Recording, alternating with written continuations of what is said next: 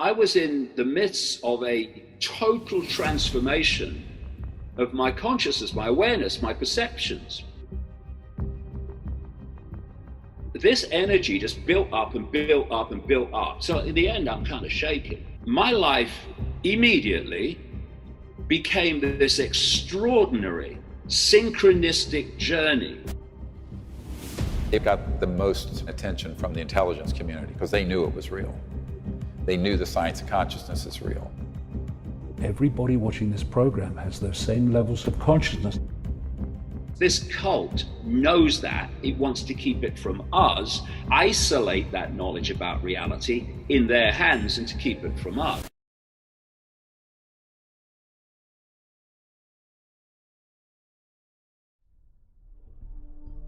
To understand what is going on, we have to have some understanding of the nature of reality. Because if we don't, we will, quite understandably, dismiss things that are happening, but we can't perceive how they could happen. Example, you believe the world is actually solid.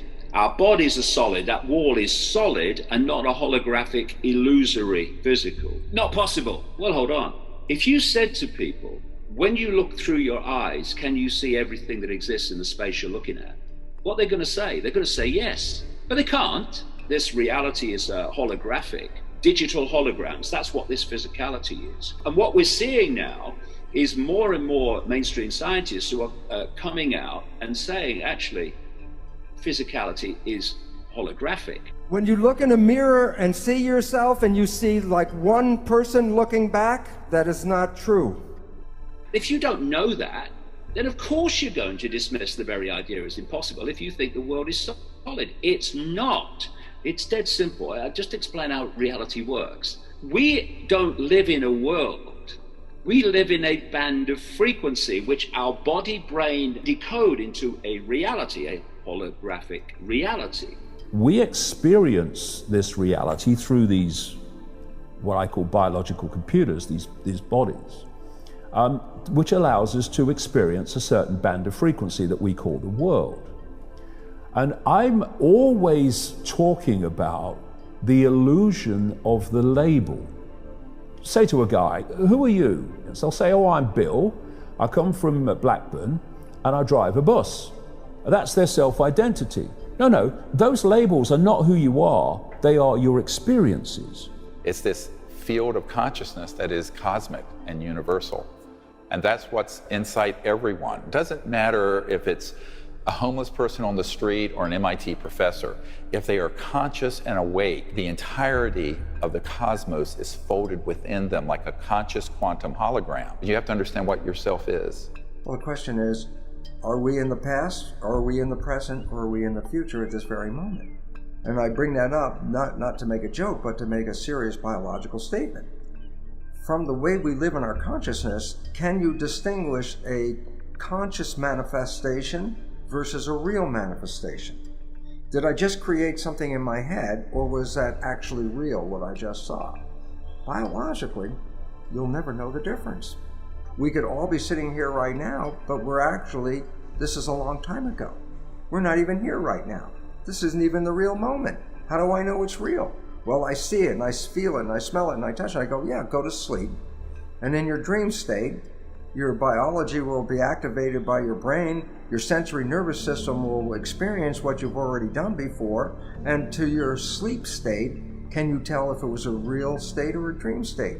Not in your sleep. Well, then how do you know if the real state you're in right now is the real state or the dream state? The whole universe is actually folded within every single conscious being. It's like a quantum hologram. The five senses take waveform information, think Wi-Fi, turns it into electrical information, feeds it to the brain, and there are different parts of the brain that specialize in decoding the different senses, and the brain decodes that electrical information into holographic digital information. And that is what we experience as the world around us. It's not around us, it's inside us, all of us. Just as the internet is inside this computer and we look at it from afar. biologically sensing in your dream or biologically sensing in real life? The answer is you can't tell. And that's the most exciting part, because it really leaves open an understanding how we could go back and change the past. Or at the current moment, we can change the future. Because is this the current moment or not? Therefore, infinity exists outside this narrow band of frequency, but we can't see it, just as when you're tuned to a radio station or a television station, you only experience that frequency, that station, that reality. We're dealing with civilizations where almost every aspect of how they appear in our time-space would look like magic to us. And in the CIA, this is actually called WSFM. Sounds like a radio station. It stands for Weird Science and Frickin' Magic. A spacecraft can be completely 3D, like you see a solid aircraft. It can be partially in this dimension, but shifted mostly into another dimension.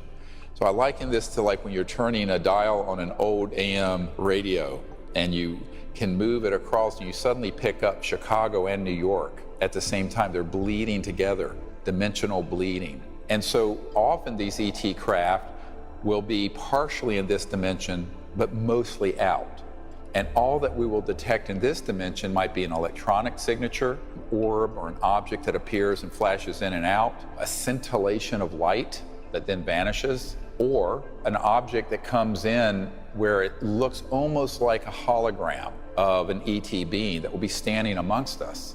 But it's an electronically teleported version of that conscious being. Now, what psychics are doing, and when we talk about psychics and mediums, you've got to make sure you've got a good one, because there's lots of people out there claiming to be it on. They can expand their frequency range that they can connect with beyond the normal range of human frequency. And they can tap in to frequencies that are outside of the normal human range, and you can pick up information from outside there that's not available here. And the other thing about knowing who you are, that we are not our name, we are not our race, we are not our sexuality, they're just experiences. We are consciousness, infinite awareness, having an experience. And that consciousness can be as vast as or as tiny as we can be manipulated, or we can be released in terms of the expanded nature to be. And I can tell you that when you step out of the perceptual confines of your name, your race, your sexuality, and you see them as experiences, very transitory, brief experiences for your consciousness, then you step beyond the currency of control, fear. It's all illusion. It's all a manifestation of our perception of reality. So you want us to question everything, challenge everything.